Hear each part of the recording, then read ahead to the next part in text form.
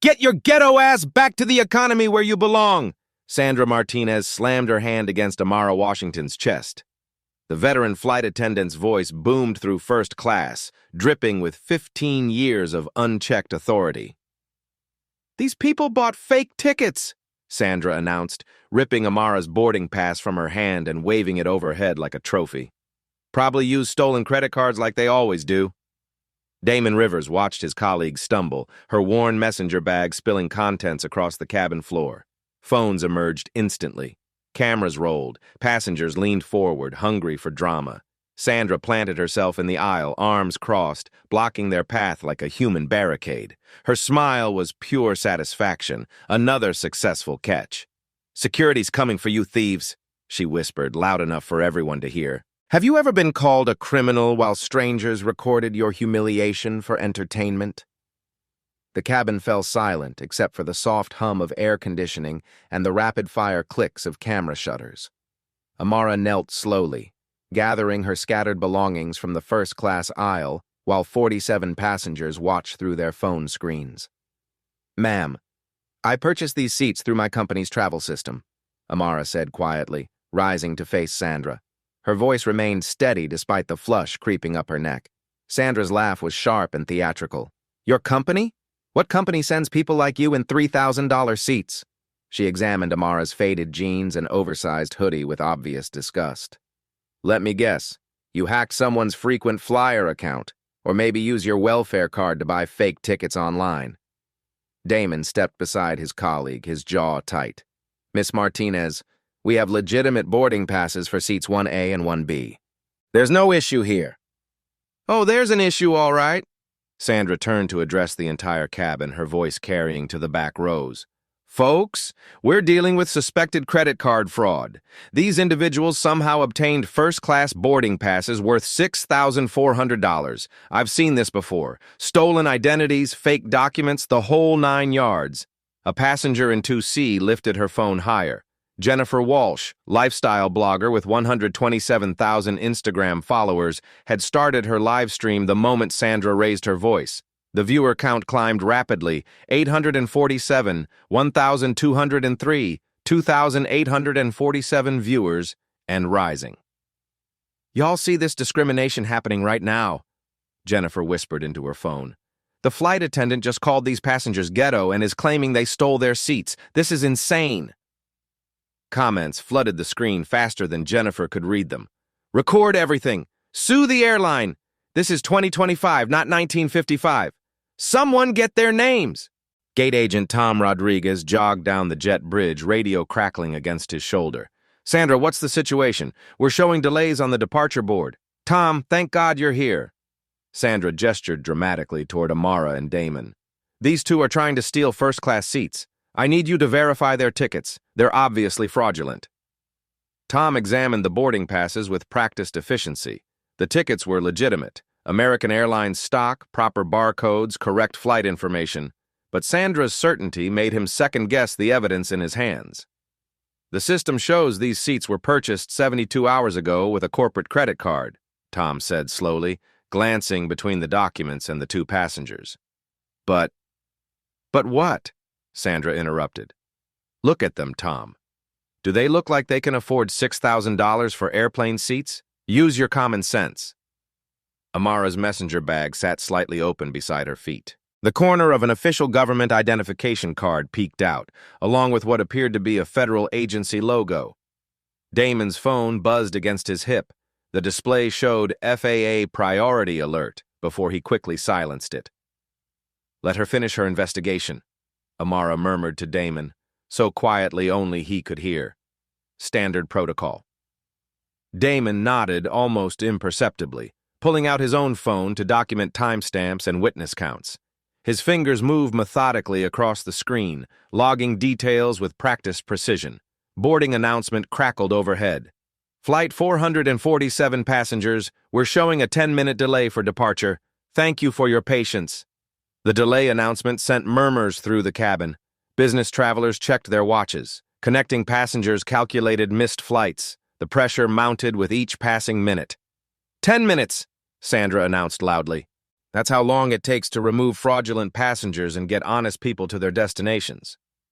A man in 1D muttered under his breath, "This is ridiculous. Just get them off the plane." A woman across the aisle whispered to her husband, "I knew something was wrong when they walked past us. They didn't belong here." Jennifer's live stream viewer count hit 8,900. The comments section exploded with real-time reactions. Someone identifies this flight attendant. American Airlines about to get sued. Where's the manager? This is going viral. Captain Rodriguez's voice came through Sandra's earpiece. "Flight attendant Martinez, what's your status? We need clearance for pushback." "Captain, we have a theft situation in first class. 2 passengers with questionable tickets. I'm handling it properly." Sandra turned back to Amara and Damon, emboldened by what she perceived as support from the crew and passengers. "Here's what's going to happen. You're going to take your fake tickets, walk back to the economy where you belong, and we're all going to pretend this never happened. Or I can call airport security and have you arrested for fraud." "Ma'am," Amara said carefully, "what specific evidence do you have that our tickets are fraudulent?" Sandra's eyes narrowed. "Evidence? The evidence is standing right in front of me. People like you don't fly first class unless you're stealing it from people like us." The words hung in the cabin air like smoke. Jennifer's live stream captured every syllable. 47 passengers held their breath. And somewhere in the back of Amara's bag, a federal badge waited for its moment. Tom Rodriguez grabbed his radio, voice cutting through the mounting tension. "Operations, I need security at gate A7. We have a situation requiring assistance." Within minutes, 2 airport security officers boarded the aircraft. Officer Blake Thompson, a 10-year veteran with the Transportation Security Administration, surveyed the scene with practiced eyes. His partner, Officer Maria Santos, positioned herself near the aircraft door. "What's the issue here?" Blake asked, though his tone suggested he'd already formed an opinion based on Sandra's briefing over the radio. Sandra stepped forward, her confidence growing with each additional authority figure. "Officers, we have suspected seat theft. These individuals," she gestured toward Amara and Damon, "somehow obtained first-class boarding passes worth over $6,000. I believe they're using stolen credit cards or fraudulent frequent flyer accounts." Blake nodded slowly, studying Amara and Damon's casual attire. "Ma'am, sir, I'm going to need to see some identification along with your boarding passes." Amara reached for her wallet with deliberate calm. "Of course, officer." She handed over her driver's license while Damon did the same. "Dr. Amara Washington," Blake read aloud. "Mr. Damon Rivers." He compared the names to the boarding passes. "Everything matches up here." Sandra's frustration bubbled over. "Blake, look at them. Do they look like doctors to you? She's probably using a fake ID, too. This is identity theft on top of credit card fraud." The accusation sent a fresh wave of murmurs through the cabin. Jennifer's live stream had reached 15,000 viewers, with notifications pinging constantly as the video was shared across social platforms. "The flight attendant says they're using fake IDs now," Jennifer whispered to her audience. "This keeps getting worse." Comments streamed past. "American Airlines stock about to tank. Someone call the news stations. This is criminal harassment. Get their badge numbers." A woman in 4B held her phone higher, capturing the scene from a different angle. "This is crazy," she muttered to her husband. "I'm posting this everywhere." The businessman in 1D checked his Rolex impatiently. "This is affecting my connection to London. Just remove them already." Sandra seized on the passenger support. "See? Honest passengers are being inconvenienced because these thieves won't admit what they've done." Captain Rodriguez's voice crackled through the intercom. "Ladies and gentlemen, we're experiencing a brief delay due to a security matter. We appreciate your patience and expect to be airborne shortly." The announcement only amplified the tension. Passengers craned their necks to get better views. Some stood in the aisles, phones recording from multiple angles. The incident was being documented from every conceivable perspective. A businessman in 3A called out, "How long is this going to take? Some of us have connections to make." Sandra seized the moment. "Sir, I'm sorry for the delay. These passengers are holding up 200 people because they refuse to accept that they don't belong in first class." Blake studied the identification cards again, then radioed his dispatcher. Central, can you run a verification on Washington Amara DOB? He rattled off the details while Amara and Damon waited silently. Damon's phone buzzed again, another FAA priority alert message. He glanced at the screen briefly before sliding it back into his pocket, but not before Amara caught sight of the federal seal in the notification banner. "Not yet," she whispered, barely audible. The radio crackled back. "Blake, IDs check out clean. No warrants, no flags, both are legitimate." Sandra's face flushed red. "That doesn't prove anything. They could have bought those IDs or stolen someone's identity. Just because the fake IDs are good doesn't mean the seats are legitimate." Officer Santos stepped closer. "Ma'am, what specific evidence do you have of fraud? The boarding passes scanned correctly, the IDs are valid, the names match." "The evidence is obvious." Sandra's voice rose to near shouting. "Look at their clothes! Look at how they carry themselves! I've been doing this job for 15 years, and I know when something isn't right." A passenger in 2D muttered, "She's got a point. They don't exactly look like first-class material." Another voice from the back, "Just move them to economy and let's go." The comments stung, but Amara maintained her composure. Years of professional training had prepared her for moments like this. Beside her, Damon's jaw tightened as he continued documenting the incident on his phone. Tom wiped sweat from his forehead. "Sandra, maybe we should just—" "No!" Sandra cut him off. "I'm not backing down. These people are criminals, and I'm going to prove it." Jennifer's livestream viewer count hit 23,000. Local news stations had begun monitoring the feed. #flight discrimination was trending on Twitter with over 40,000 mentions in the past hour. Blake's radio squawked again. "All units, be advised we have media attention on the A7 situation. Handle with discretion." The officer's demeanor shifted slightly. Media attention meant paperwork, investigations, and potential lawsuits. He needed to resolve this quickly and professionally. A new passenger spoke up from row 5. "I fly this route weekly. I've never seen anything like this. They paid for their seats. Let them sit." But another voice countered, "You don't know what kind of scam they're running. The flight attendant knows her job." The cabin was becoming divided, with some passengers supporting Sandra and others growing uncomfortable with the prolonged confrontation. The tension was palpable, crackling through the recycled air. "Ma'am, sir," Blake addressed Amara and Damon, "I'm going to need you to step off the aircraft while we sort this out. It's just temporary while we verify your tickets." Sandra smiled triumphantly. "Finally! I told you they were fraudulent." But Amara remained seated, her hands folded calmly in her lap. "Officer Blake, before we comply, may I ask what specific evidence has led you to believe we've committed a crime?" The question hung in the cabin air. Blake shifted uncomfortably. "Well, the flight attendant believes—" "What does the flight attendant believe specifically?" Amara's voice remained steady, professional. "That we don't look wealthy enough for first class? That our clothing suggests criminal behavior? That our race indicates a propensity for fraud?" Sandra stepped forward aggressively. "Don't you dare make this about race. This is about theft, pure and simple." "Is it?" Damon finally spoke, his voice carrying an odd authority that made several passengers lean forward.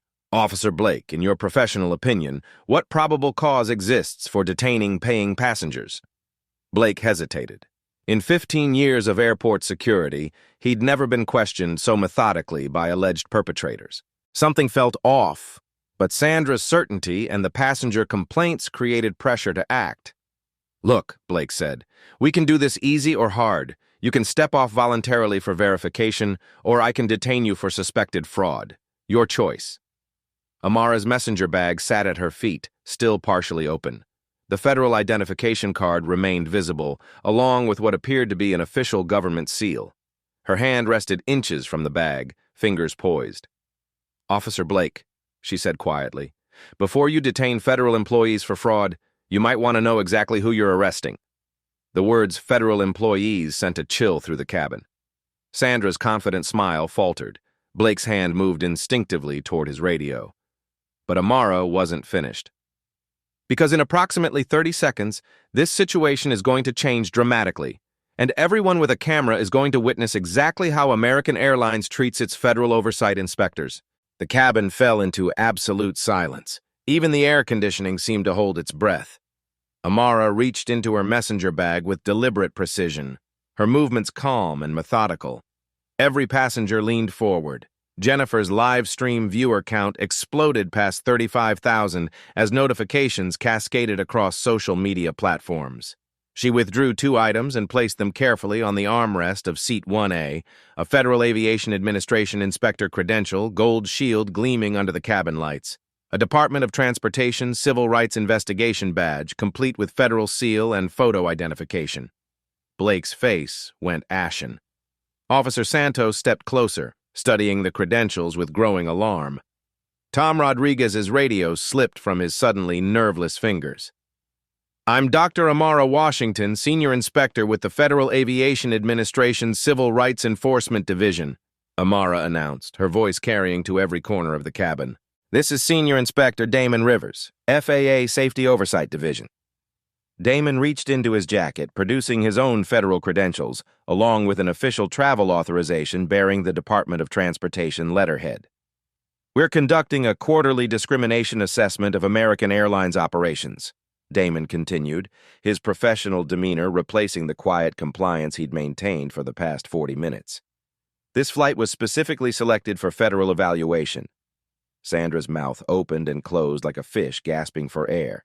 The confident authority she'd wielded moments before evaporated, leaving behind a woman suddenly aware she'd made a catastrophic mistake. Blake examined the credentials with shaking hands. The IDs were unmistakably authentic. Holographic seals, federal watermarks, official photographs. His 15 years of security experience had never prepared him for this scenario. "Ma'am, Inspector Washington, I had no idea." "Of course you didn't," Amara replied calmly. "That was precisely the point." Jennifer's live stream comments exploded. "Holy shit, they're federal inspectors. Plot twist of the century. Sandra is so fired. American Airlines is fucked." The viewer count hit 47,000 and climbing. Federal inspectors began trending alongside flight discrimination.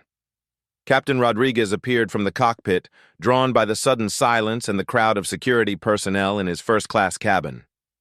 "What's the situation here?" Blake held up the federal credentials with trembling hands. "Captain, these passengers are federal aviation inspectors conducting an official investigation." The color drained from Rodriguez's face as the implication struck him. Federal inspectors, civil rights investigation, 47 witnesses, live streamed to nearly 50,000 viewers. "Inspectors," he began carefully, "I sincerely apologize for any—" "Captain Rodriguez," Amara interrupted, consulting her tablet which had appeared from her bag. "We need to document this incident properly. At 2:47 p.m., your flight attendant, Sandra Martinez, employee identification 47291, publicly accused federal inspectors of theft, fraud, and identity theft. She used the phrases ghetto asses, people like you, and thieves while physically preventing us from accessing seats we'd legally purchased with federal travel funds." Sandra finally found her voice, though it came out as a strangled whisper. "I didn't know. You never said. I was just doing my job." "Your job," Damon said, pulling out his own tablet and stylus, "includes profiling passengers based on their race and clothing, publicly accusing paying customers of felony crimes, using racial slurs during passenger interactions." "I never said anything racial," Sandra protested, but her voice lacked conviction. Amara tapped her tablet screen. "We have documented 17 separate discriminatory statements in the past 43 minutes, plus testimony from 47 witnesses and live stream evidence viewed by—" she glanced at Jennifer's phone, "51,000 people and counting." Tom Rodriguez found his voice. "Inspectors, this is clearly a misunderstanding. Sandra was just being thorough." "Thorough?" Damon's eyebrows rose. "She called us ghetto and accused us of welfare fraud. Which part of your training manual covers that approach?" The passengers who had supported Sandra's actions suddenly found their phones very interesting. The businessman in 1D who'd complained about delays was now trying to delete his recorded comments. The woman in 2D who'd agreed they didn't look like first-class material slumped in her seat. But Amara wasn't finished. "Miss Martinez, you've been employed by American Airlines for 15 years. In that time, how many black passengers have you subjected to additional scrutiny in first class?" Sandra's silence spoke volumes. "Inspector Washington," Captain Rodriguez interjected desperately. "Surely we can resolve this matter internally." "Captain, this isn't an internal matter anymore." Amara gestured toward the phones recording throughout the cabin. "This is a federal civil rights investigation being documented in real time by 50,000 witnesses. Your airline's response will determine whether this remains a training opportunity or becomes a federal enforcement action." Blake's radio crackled. "Thompson, we're getting calls from news stations. What's your status?" The security officer looked helplessly between his radio and the federal inspectors. "Central, be advised we have federal aviation inspectors aboard Flight 447. The situation is complicated." Officer Santos spoke for the first time since boarding. "Inspectors, we received reports of suspected fraud. We had no knowledge of your federal status." "Of course not," Amara replied. "We don't typically announce our presence during routine assessments. The point is to observe normal operational procedures." Damon consulted his tablet. "Officer Blake, you performed appropriately given the information provided. However, Miss Martinez's initial accusations were based solely on our appearance and race. That's the issue under federal investigation." Jennifer's live stream had become a sensation. News outlets were scrambling to contact American Airlines for comment. #FAA inspectors were trending worldwide. The stock market was already responding. American Airlines shares had dropped $1.23 in pre-market trading. Sandra made one last desperate attempt. "Inspectors, I swear I wasn't being racist. I treat all passengers equally. Ask anyone who works with me." Amara's tablet chimed with an incoming priority message. She glanced at the screen and smiled slightly, the first genuine emotion she'd shown since boarding. "Miss Martinez, that's interesting.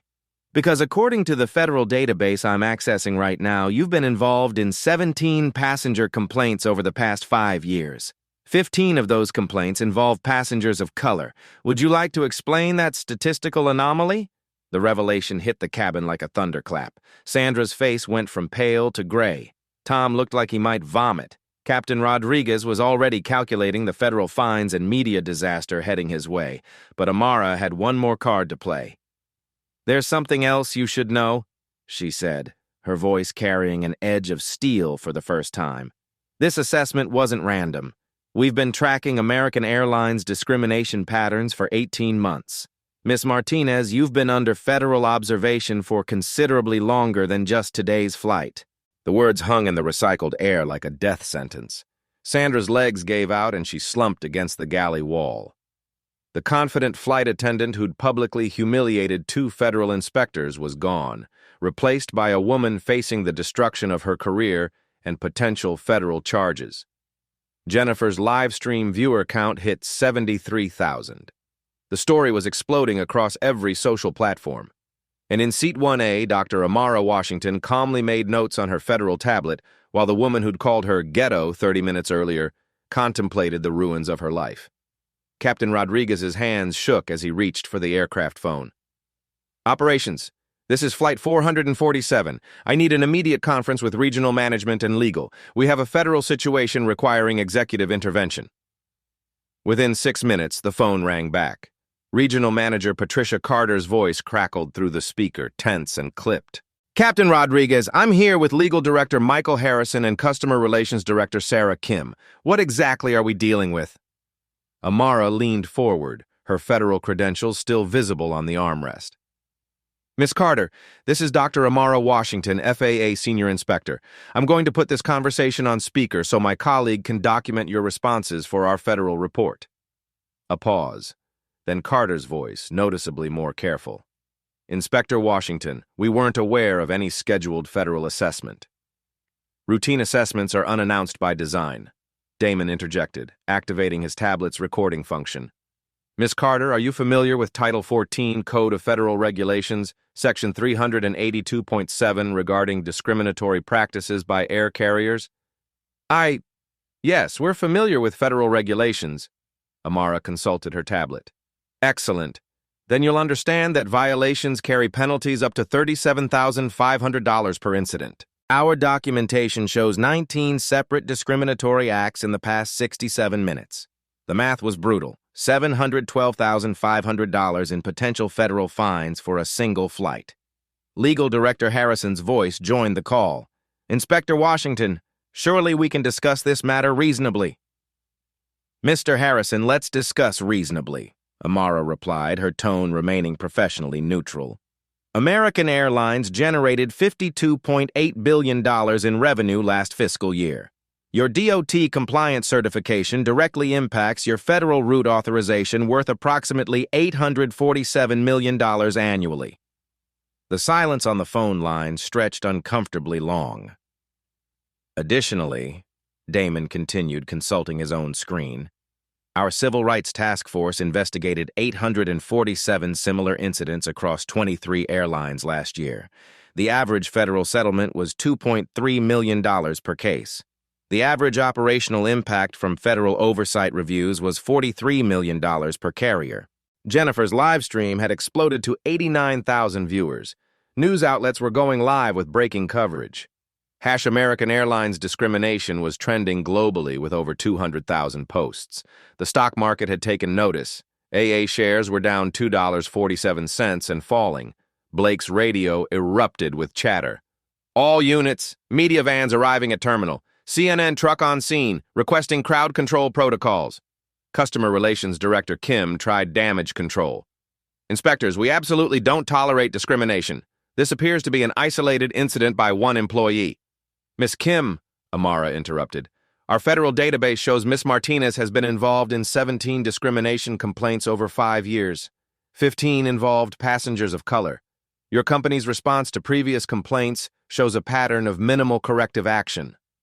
Sandra, still slumped against the galley, looked like she might faint. Tom Rodriguez was frantically taking notes, probably calculating his own career survival odds. The confidence he'd shown supporting Sandra had evaporated completely. Furthermore, Damon added, displaying his screen data, we've identified systemic issues in your bias training protocols. Current programs consist of a 20-minute online module completed annually. Federal standards require 40 hours of intensive bias elimination training with quarterly reinforcement. Inspectors, Kim interjected nervously, surely the length of training isn't the primary issue here. Miss Kim, inadequate training directly contributed to this incident, Amara replied. Miss Martinez used racial slurs and made assumptions based solely on passenger appearance. This indicates fundamental gaps in cultural competency education. Patricia Carter's voice returned, now with a desperate edge. What would constitute appropriate federal remediation? Amara and Damon exchanged glances. This was the moment their months of investigation and planning had led to. Miss Carter, we require immediate systematic changes, not cosmetic adjustments, Amara stated. First, comprehensive retraining of all customer-facing employees using federal-approved curricula. Second, implementation of AI-powered bias monitoring systems with real-time alerts. Third, establishment of an independent federal oversight board for discrimination complaints. The technology integration alone would cost, Harrison began, $47 million across your fleet. Damon finished. We've already calculated implementation costs. American Airlines can invest in federal compliance voluntarily or face mandatory federal oversight at an estimated cost of $312 million over 3 years. The phone line crackled with hushed conversations in the background. Executives were clearly scrambling to assess options and calculate financial impacts. Captain Rodriguez received a priority message on his company tablet. His eyes widened as he read, Inspectors, I'm being informed that CNN, Washington Post, and ABC News are requesting immediate statements about this incident. Additionally, Damon noted, consulting multiple screens, social media analysis shows this incident has generated over 340,000 mentions in the past hour. Customer sentiment tracking indicates significant brand damage across key demographics. Jennifer's live stream comments were exploding faster than she could read. AA stock tanking. CEO better resign. This is history being made. Federal justice in real time. Never flying AA again. The viewer count hit 112,000. #federal justice was trending alongside the airline hashtags. Amara's tablet chimed with an incoming priority call. She glanced at the screen and smiled. Miss Carter, I'm receiving a call from Transportation Secretary Martinez's office. Apparently, this incident has reached cabinet-level attention. Cabinet level? Carter's voice nearly cracked. Yes. When federal inspectors are publicly humiliated and accused of crimes, it tends to get Washington's attention quickly. Amara declined the call, letting it go to voicemail. I'll return that call after we resolve this situation. The implications were staggering. Cabinet-level attention meant congressional hearings, federal investigations, and potential industry-wide regulatory changes. Damon pulled up another screen. Ms. Carter, our real-time analysis shows American Airlines stock has dropped 4.7% in the past hour. Market analysts are projecting potential losses of $890 million if this situation escalates to full federal investigation. Our modeling shows similar incidents have resulted in boycotts lasting 6 to 18 months, Amara added, consulting her economic impact data. Delta gained $43 million in revenue following United's passenger removal incident in 2017. The corporate team was clearly in crisis mode. Voices buzzed in the background, calculators clicked, and emergency protocols activated. Blake received another radio update. Thompson, FAA administrator requesting immediate incident report. This is now a federal priority investigation. Inspectors, Patricia Carter finally said. We'd like to arrange immediate executive consultation. Can we conference CEO Robert Isom into this discussion? Amara checked her tablet. We can accommodate a 15-minute executive conference, but understand, our federal report filing has mandatory deadlines regardless of corporate discussions. 15 minutes, Carter confirmed. Please hold CEO Isom. While they waited, Amara addressed the cabin. Ladies and gentlemen, thank you for your patience. This federal assessment is providing valuable data about discrimination in commercial aviation. Some passengers nodded supportively. Others looked uncomfortable, realizing they'd witnessed and potentially participated in federal civil rights violations. The businessman in 1D was discreetly deleting his recorded comments. Tom Rodriguez approached tentatively. Inspectors, what about my role in this situation?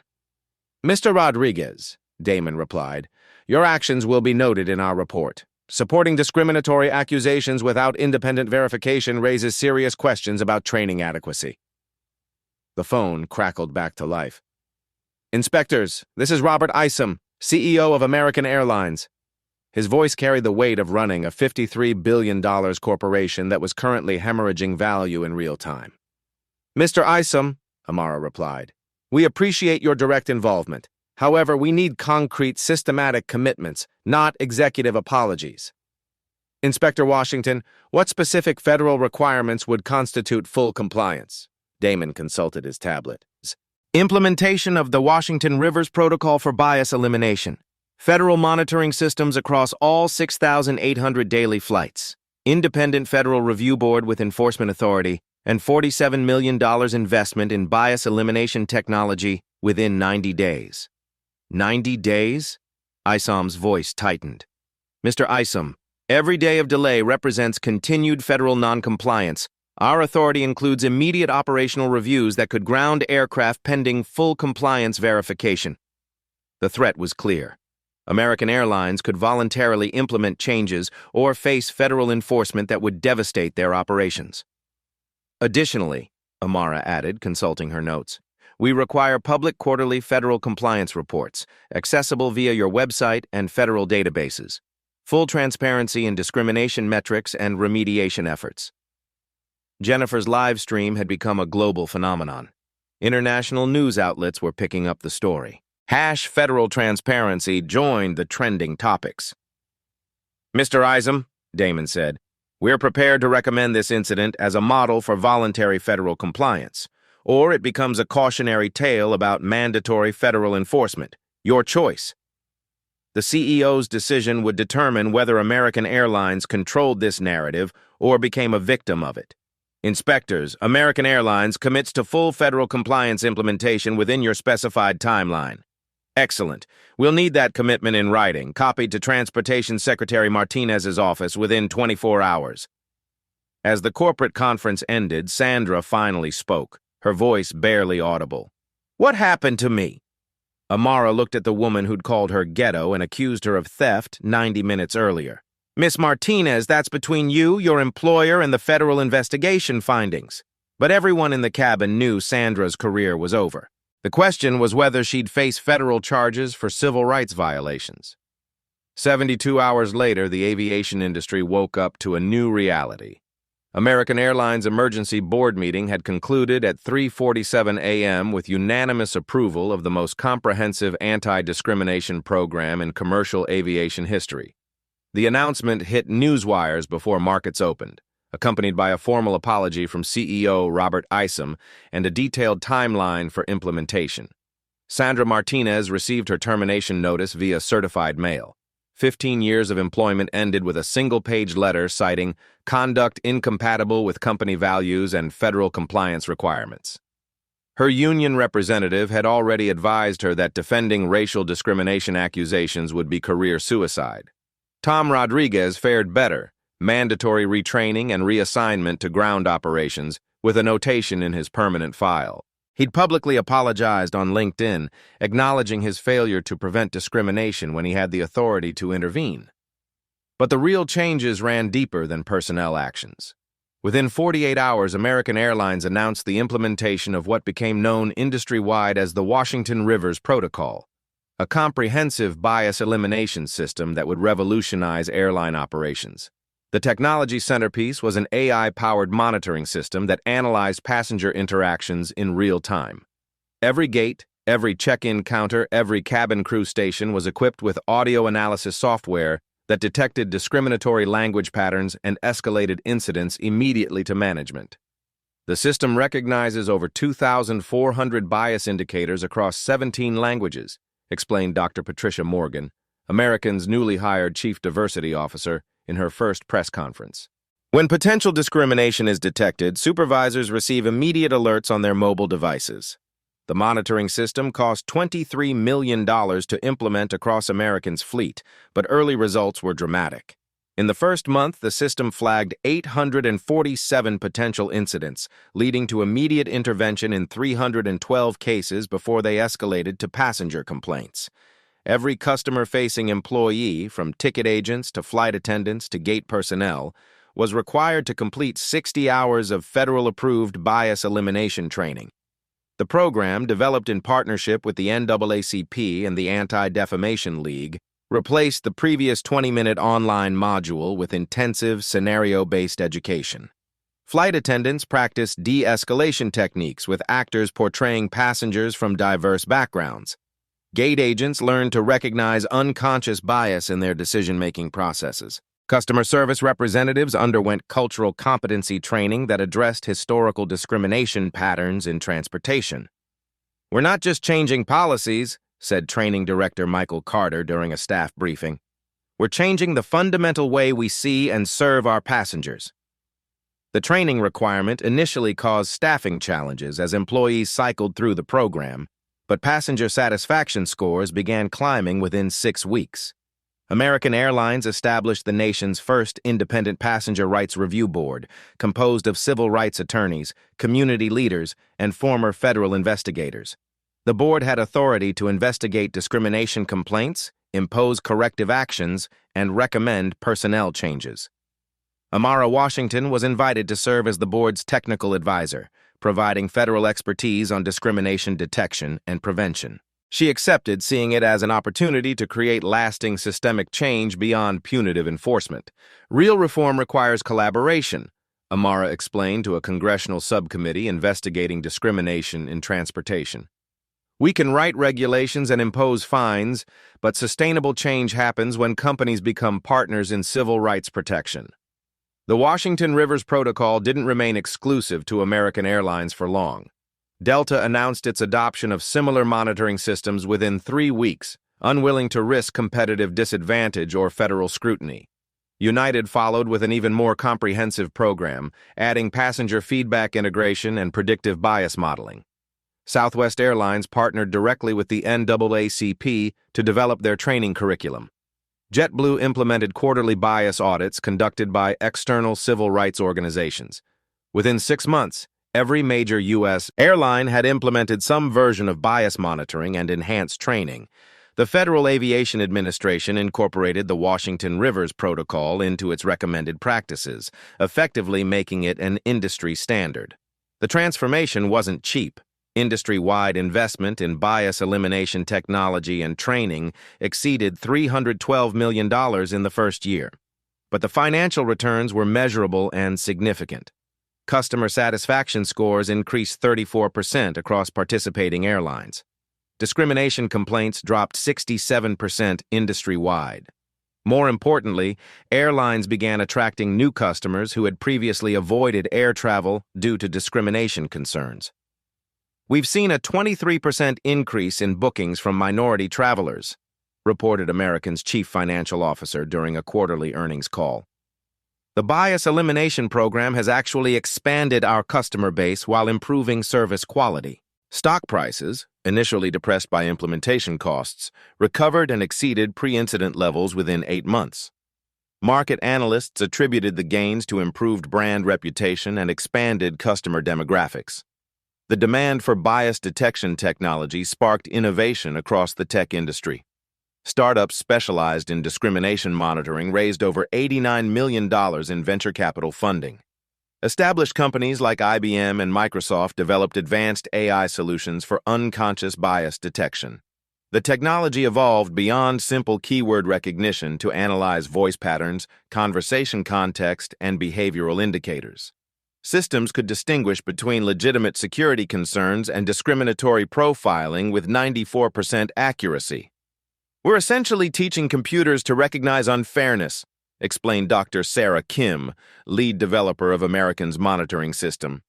"The technology can detect bias patterns that humans might miss or dismiss." The incident prompted broader federal action beyond airline-specific reforms. The Department of Transportation proposed new regulations requiring bias monitoring across all transportation sectors: buses, trains, ride-sharing services, and commercial aviation. Congress introduced the Transportation Equity Act, mandating federal oversight of discrimination prevention programs and establishing national standards for bias elimination training. The legislation passed with bipartisan support, creating the first comprehensive federal framework for preventing transportation discrimination. This incident demonstrated that voluntary compliance isn't sufficient, testified Transportation Secretary Martinez before the Senate Commerce Committee. "We need systematic, enforceable standards that protect all travelers' civil rights." The training programs continued evolving based on real-world results and feedback. Virtual reality scenarios allowed employees to experience discrimination from the passenger perspective. Interactive simulations tested decision-making under pressure. Ongoing assessment measured bias reduction over time. Most importantly, the training addressed systemic issues rather than individual prejudices. Employees learned how historical discrimination patterns influenced current practices and how seemingly neutral policies could produce discriminatory outcomes. "We're not trying to eliminate human judgment," explained Dr. Morgan. "We're training people to make better judgments by recognizing their unconscious biases and institutional barriers." The Washington Rivers Protocol gained international attention as airlines worldwide examined their own discrimination prevention measures. European carriers began implementing similar monitoring systems. Asian airlines partnered with American companies to access bias detection technology. The International Air Transport Association adopted modified versions of the protocol as recommended practices for its 290 member airlines. What began as a response to one incident on Flight 447 became a global movement toward transportation equity. Perhaps the most significant change was the empowerment of passengers to report and address discrimination in real time. American's mobile app included a discrimination reporting feature that triggered immediate management response. Passengers could upload audio, video, and photographic evidence directly to the independent review board. The app logged over 15,000 downloads in its first week and became a model for other transportation companies. Passenger advocacy groups praised the transparency and immediate response capabilities. For the first time, passengers have real power to address discrimination as it happens, said Marcus Johnson, director of the Transportation Equity Coalition. "They're not waiting weeks for complaint investigations. They're getting immediate intervention." 18 months after Flight 447, the transformation was complete but ongoing. Discrimination incidents had become rare, but vigilance remained high. The monitoring systems continued detecting subtle bias patterns and recommending targeted interventions. Most importantly, the culture had shifted. Employees actively looked for opportunities to provide excellent service to all passengers. Discrimination became not just prohibited, but professionally unthinkable. Sandra Martinez, meanwhile, had been unable to find employment in the travel industry. Her termination for civil rights violations made her unemployable by major carriers. She eventually found work in retail, earning 60% less than her airline salary, serving as a cautionary tale about the career consequences of discrimination. Jennifer Walsh's live stream had become a case study in citizen journalism and social media activism. She'd gained over 400,000 followers and parlayed her documentation of the incident into a career as a civil rights advocate and digital content creator. But the greatest victory belonged to Amara Washington and Damon Rivers, whose professional response to personal humiliation had created systematic change affecting millions of travelers. Their names were permanently associated with the most significant advancement in transportation civil rights since the Interstate Commerce Act. We turned our worst professional moment into our greatest professional achievement, Amara reflected during a keynote speech at the National Civil Rights Conference. Sometimes the most powerful response to injustice is simply doing your job with excellence and integrity. 2 years after Flight 447, Dr. Amara Washington stood before a packed auditorium at Howard University, delivering the keynote address for Civil Rights History Month. Behind her, a massive screen displayed the now famous photo, Sandra Martinez blocking the aisle while Amara calmly held her federal credentials. "Power," Amara began, her voice carrying to the back rows filled with students, activists, and transportation industry leaders, "isn't about raising your voice or demanding respect. Real power is knowing your worth and letting your competence speak louder than anyone's ignorance ever could." The audience erupted in applause, but Amara raised her hand for quiet continuation. "Sandra Martinez saw our clothes and assumed criminality. She heard our voices and decided we were threats. She looked at our faces and concluded we didn't belong, but she missed the most important thing about us. We were exactly where we were supposed to be, doing exactly what we were trained to do." In the audience, Damon Rivers smiled from the front row, now serving as director of the newly created National Transportation Equity Division. Their partnership had evolved from chance colleagues to architects of systemic change affecting every major transportation system in America. The Washington-Rivers Protocol had spread far beyond aviation. Amtrak implemented bias monitoring across their rail network.